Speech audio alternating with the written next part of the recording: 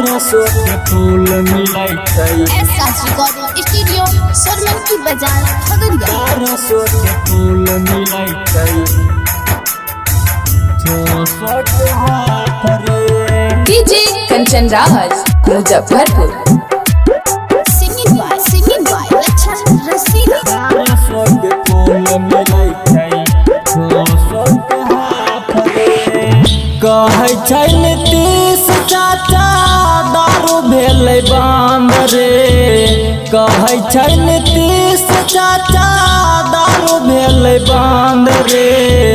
1200 के फूल मिलै छै। 600 के हाफ रे। 1200 के फूल मिलै छै। 600 के हाफ रे। दारू पकड़ेला पर कर दै छै माफ रे। दारू पकड़ेला पर कर दै छै माफ रे। 1200 के फूल मिलै छै। 600 के हाफ रे। 1200 के फूल मिलै छै। 600 के हाफ रे। 1200 के फूल मिलै छै। 600 के हाफ रे। डीजे कंचन राज मुजफ्फरपुर। 1200 के फूल मिलै छै। 600 के हाफ रे। बिहार के माहौल सम्हारतै नया बरे। घरे घरे बनाबै छै दारू शराब रे। घरे घरे बनाबै छै दारू शराब रे। बिहार के माहौल संभलतै नयाब रे। घरे घर बनाबै छै दारू शराब रे। बेटा के संग में पियै छै बैठ के बाप रे।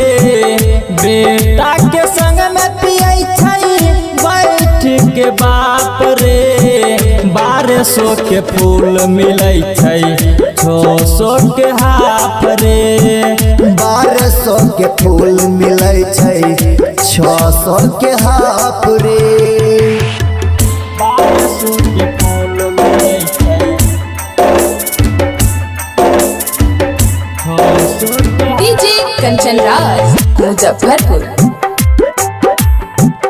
1200 के फूल मिलै छै। 600 के हाफ रे। जानै नहीं रही ऐसन होते सरकार रे। पढ़ लिख के दारू बेचै छै सबे बेरोजगार रे। पढ़ लिख के दारू बेचै छै सबे बेरोजगार रे। जानै नरी है ऐसन होते सरकार रे।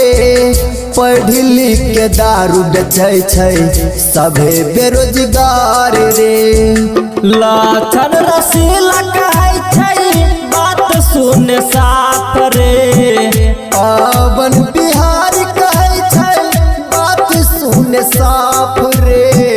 1200 के फूल मिलै छै। 600 के हाफ रे। 1200 के फूल मिलै छै। 600 के हाफ रे। 1200 के फूल मिलै छै। 600 के हाफ रे। पवन बिहारी।